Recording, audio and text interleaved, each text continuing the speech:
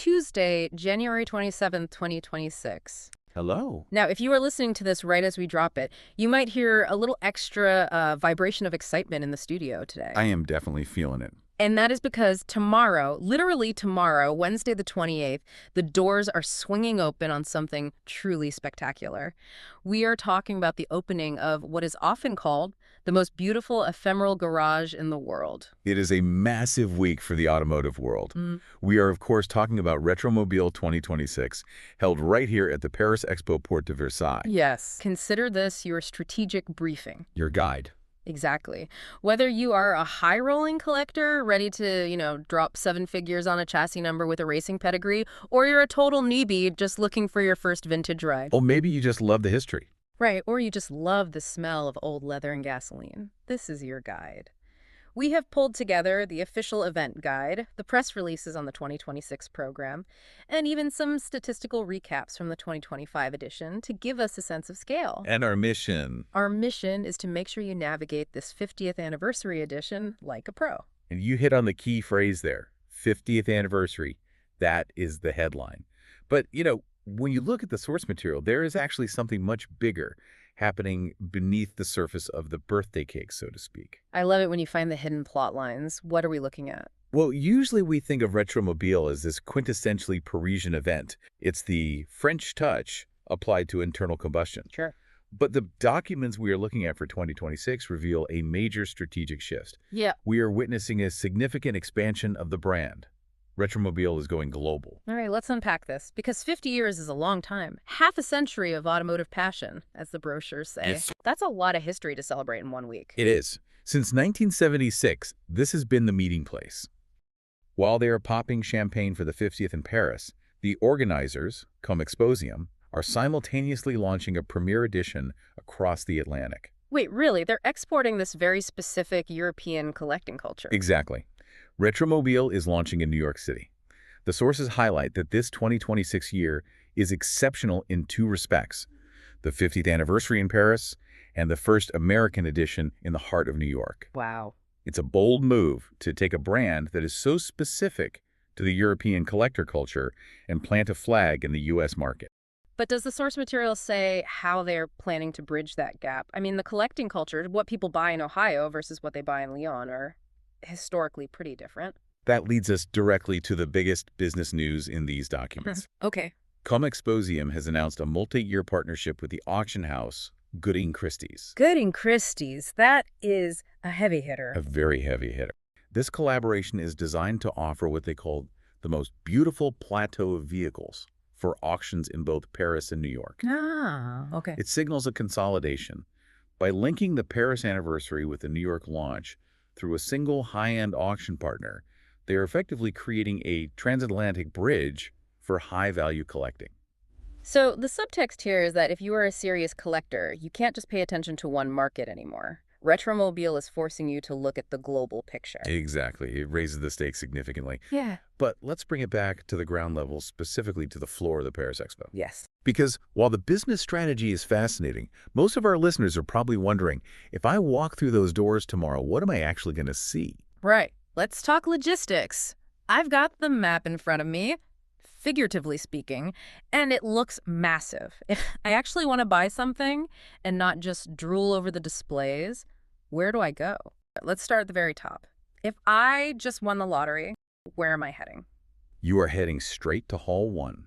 The guide describes this as the home of the major international dealers. Right. This is where you find what the text calls the most prestigious mechanical jewels of automotive history. Mechanical jewels. I like that phrasing. So we are talking about museum-quality stuff that you can actually take home. Assuming you have the bank account for it. Correct. This is where provenance is the watchword. You aren't just buying a car. You're buying the racing history, the list of previous owners, the documentation. It's the dream zone. Okay. But, interestingly, the sources for 2026 highlight a new zone that intends to bridge the gap between the dreamers and the daily drivers. Oh, what's that? It's in Hall 2. They've created a new merchant zone, specifically for vehicles at intermediate prices. Intermediate, so not millions, but not a rust bucket either. Exactly. The focus here, according to the guide, is on balancing quality and authenticity. Hmm. This is a crucial addition because often at these high-end shows, there's a missing middle. Hall 2 is trying to capture that sweet spot, Mhm. maybe a really nice 1980s Porsche or a fully sorted British Roadster that you can actually drive on weekends without being terrified of scratching a $1 million paint job.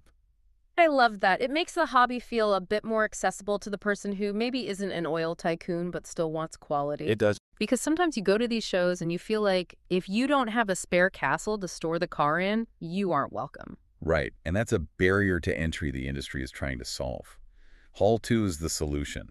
It's for the enthusiast who wants to drive, not just invest. But speaking of accessibility, my favorite part of the guide is what they've done with Hall 3, Ah, yes, the magic number. the under 30,000 zone. It's fantastic. The source material explicitly highlights this area for collectors looking for quality models at affordable prices. And honestly, 30,000 isn't pocket change, but in the world of classic cars, that is a very approachable entry point. It is. And structurally, it's very smart for the event. If you want the hobby to survive another 50 years, you need an on-ramp. You absolutely do. You need a place where someone can buy their first vintage Fiat or their first Triumph. By dedicating a specific zone in Hall 3 to this, Retromobile is sending a clear message. You belong here too. It's not just for the elite. It's democratization in action. I can imagine that area has a totally different energy too, a bit more frantic maybe. And we can't forget our two-wheeled friends. I saw a mention of a Village Moto. Yes, located back in Hall 2. It's a sales exhibition space dedicated entirely to vintage motorcycles. Okay. So if you prefer 2 wheels to 4, or maybe you want to dip a toe into vintage collecting with something that takes up less garage space, that's your destination. So we have Hall 1 for the jewels, Hall 2 for the sweet spot in bikes, and Hall 3 for the entry-level gems. That is a pretty clear roadmap. A very clear map. But Retromobile isn't just about buying a whole car, is it? No, and this is where we get into the ecosystem aspect of the show. Yeah. The source material emphasizes that Retromobile is a meeting place. A hub. Exactly. It's Yeah. not just a showroom. It's a hub for the entire industry. Which makes sense, because anyone who owns a classic car knows that buying it is just the start of the problem. The easy part. Then you have to fix it, insure it, and find that one weird sprue that nobody has manufactured since 1954. Precisely. And to give you a sense of the scale of this support network, let's look at the stats from the 2025 edition, which the guide uses to set expectations for this year. Okay. They had 64 dealers, specifically for spare parts and tooling. 64. That is a lot of digging opportunities. It is a treasure hunt. Yeah. But contrast that with another number. They listed 16 vehicle restorers. Oh, wow. So 64 parts dealers, but only 16 professional restorers. Right. That ratio tells a story. It suggests that a huge part of this culture is still about doing it yourself, or at least managing the project yourself. The DIY spirit is alive and well. Very much so. So if you are looking to start a restoration project, or you are stuck in the middle of one, this is arguably the best place in Europe to be. You have the parts and the pros in one building. I see here they have something called the Automobilia Gallery. Is that for parts too? That is more for the lifestyle and history aspect. Memorabilia, posters, manuals, model cars. It's the stuff that decorates the garage rather than the car itself.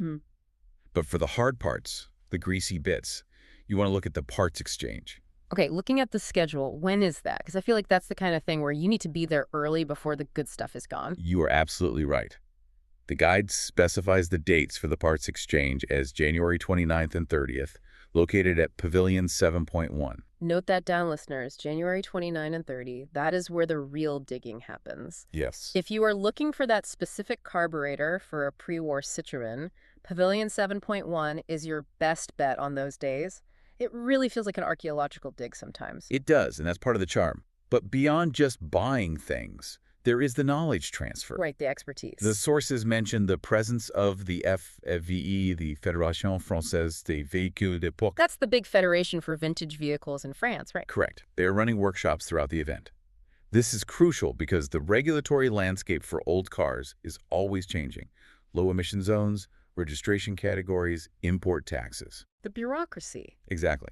If you have technical questions or need advice on the legalities of registration, the FFVE booth is where you get the official answers, not just forum rumors. Plus the clubs. I saw a mention of a village dedicated to clubs and associations. Yes. And frankly, that is vital. The guide advises you to meet the specialist clubs of your favorite model. There's an old saying in this world: join the club before you buy the car. That is such solid advice. It saves you thousands. If you were thinking of buying, say, an old Jaguar, talking to the club members before you buy is the best insurance policy you can have. For sure. They know where the rust hides. They know which model years to avoid. Retromobile puts all those experts in one room for you. So true. It's a place to get the unvarnished truth before you hand over your cash.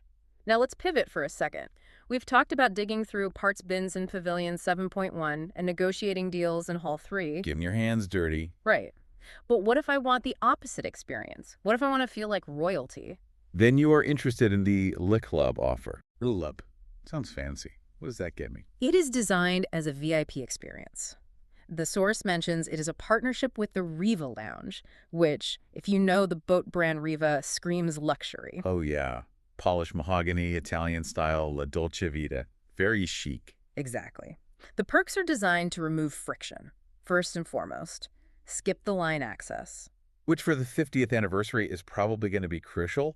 I imagine the crowds are going to be insane given the milestone. I would expect record attendance. You also get access to an exclusive quiet lounge. Okay. If you have ever spent 6 hours walking around a trade show on concrete floors, you know the value of a quiet place to sit down and have a drink. Worth its weight in gold. You also get preferential parking, which in Paris is no small thing. But crucially, the ticket includes an all-access pass. Mm-hmm. This specifically includes entry to the Gooding Christie's exhibition and sale. Ah, so that's the key. Yeah. Usually auction areas can be restricted just to registered bidders. Often, yes. This pass guarantees you can go look at those mechanical jewels in the auction area, even if you aren't registered to drop 5 million euros on a car. So you get the full experience. You get the full run of the show. And there is a new feature mentioned for this year's ticketing. You can now choose your day of arrival in advance. It seems they're trying to manage the flow better, which is a win for everyone. That is a nice touch. It sounds like they are really trying to streamline the experience, whether you are there to get your hands dirty in Pavilion 7.1 or a sip espresso in the Riva Lounge. It reflects the diversity of the audience. Yeah. Retromobile isn't just one thing. It's a spectrum. From the grease monkey to the white glove investor, they have built a lane for everyone. So let's recap for everyone listening who is reaching for their calendar right now. Right. It is the 50th anniversary. The dates to remember are January 28th through February 1st, 2026. Crucial dates. If you are hunting for parts, hit Pavilion 7.1 on the 29th and 30th. And remember your zones. Hall 1 for the dream cars, Hall 2 for the intermediate gems and motorcycles, and Hall 3 for the under 30K bargains. And don't forget the context. The sources describe this event as a journey through time.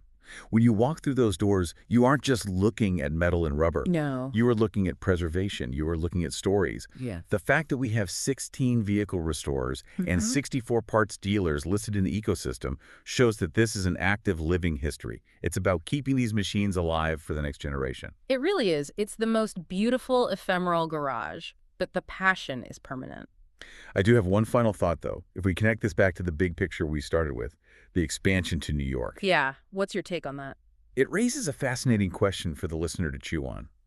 As Retromobile expands to New York with this Gooding Christie's partnership, are we seeing the definition of vintage becoming truly globalized? Historically, European collecting and American collecting have been two different worlds with different tastes. Muscle cars versus sports cars, concours versus hot rods. Very different. As Retromobile puts its banner over both cities, how will those cultures merge? Will we start seeing more Citroëns in Manhattan and more Mustangs in Paris?